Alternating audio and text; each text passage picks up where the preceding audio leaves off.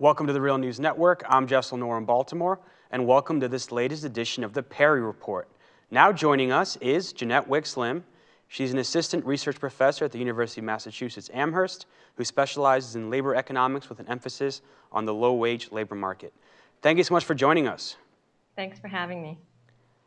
So tell us about what's happening in Milwaukee regarding increasing the minimum wage there. Sure. Right now, there's an ordinance that's being debated in the county of Milwaukee, where there's some discussion about raising minimum wage rate there for businesses that do business with the county from $7.25, that's the current effective rate there, to $12.45. So that's about a 72% minimum wage increase. And this is, just like I mentioned, for businesses that do business with the county. So that includes service contractors, businesses that provide services to the county, and so have contracts with the county. It also includes leaseholders and concession agreement holders.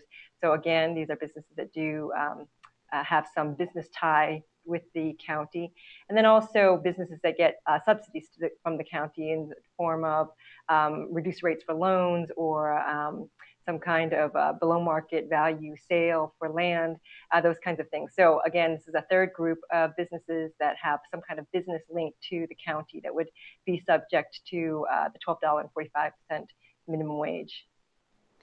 And as you mentioned, it's being debated right now. There's been a few proposals thrown around.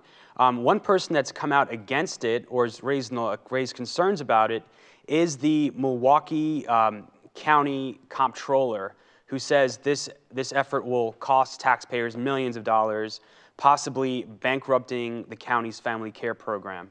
What's your response? And what's been the response on the ground against that argument?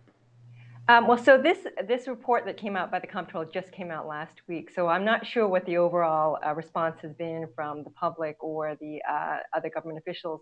But I just wanted to first sort of set the context for this debate, around this issue of this living wage ordinance more generally.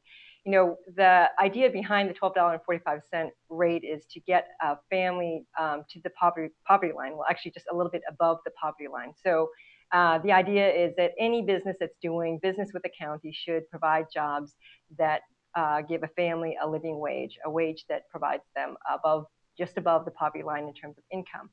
So that's the idea behind the measure. And so, advocates for this ordinance, what they're trying to do is say, well, these are county dollars that are being used for these businesses. We want to promote living wage jobs, and this is one way that we can do it.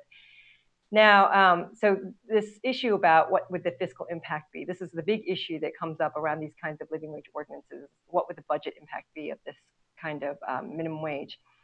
And what I recently released a report last week where I did my own estimate of how this living wage ordinance would impact the county of Milwaukee. And my overall assessment was that there would be a minimal impact on the budget, and something on the order of, when we're thinking about county contractors, so that's going to be the biggest, the largest cost for the county. You're looking at something on the order of less than 1/10 of 1% of the county's budget in terms of what the cost would be with this minimum wage or this living wage ordinance going into effect. So when you look at what the impact would be overall, it's quite minimal. Of course, this is quite in contrast with the Comptroller's assessment, and there are a couple of reasons why our assessments are quite different. For one, the Comptroller is assuming that the county will absorb any and all cost increases that the living wage ordinance would impose on the businesses. Now, this in fact is not what we've seen in the past when you've seen living wage ordinance passed in municipalities.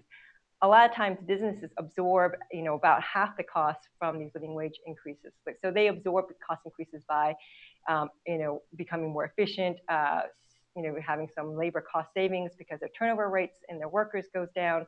And then also they may find other ways to raise revenue. Or for nonprofit businesses that are also covered by this living wage ordinance, they would reduce what's called operating surpluses. So it's sort of the nonprofit version of profits. They would find ways and bring down revenue expenditures in other areas. So what we've seen with other living wage ordinances are cost increases to to the county's budget or the municipality's budget that are much, much smaller than what people typically predict. And I think that's the case here again, is that the comptroller is making really really pessimistic assumptions about how the cost increases would be absorbed by the county or by the contractors. And when I look at what the past experience has been, the impact on the county's budget should be very minimal. And at the Real News, we just covered how Washington, D.C. and several neighboring counties just raised their minimum wage as well. How much does this reflect this growing national trend at addressing the issue of very low paid workers?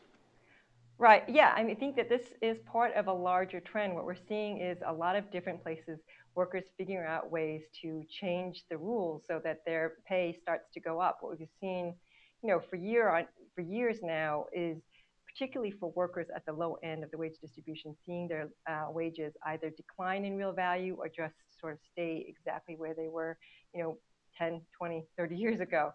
So I think that while we saw kind of a lull in the living wage movement over the last 5-10 years, now we're seeing this sort of reignited, because I think that there is this feeling that even though there's been this what we consider an economic recovery from the Great Recession, wages for low-wage workers in particular are just not moving. So it's, I think, sparked a reinvigorated living wage movement across the country. Jeannette Wicks-Lim, thank you so much for joining us. Thanks for having me. Thank you for joining us on the Real News Network.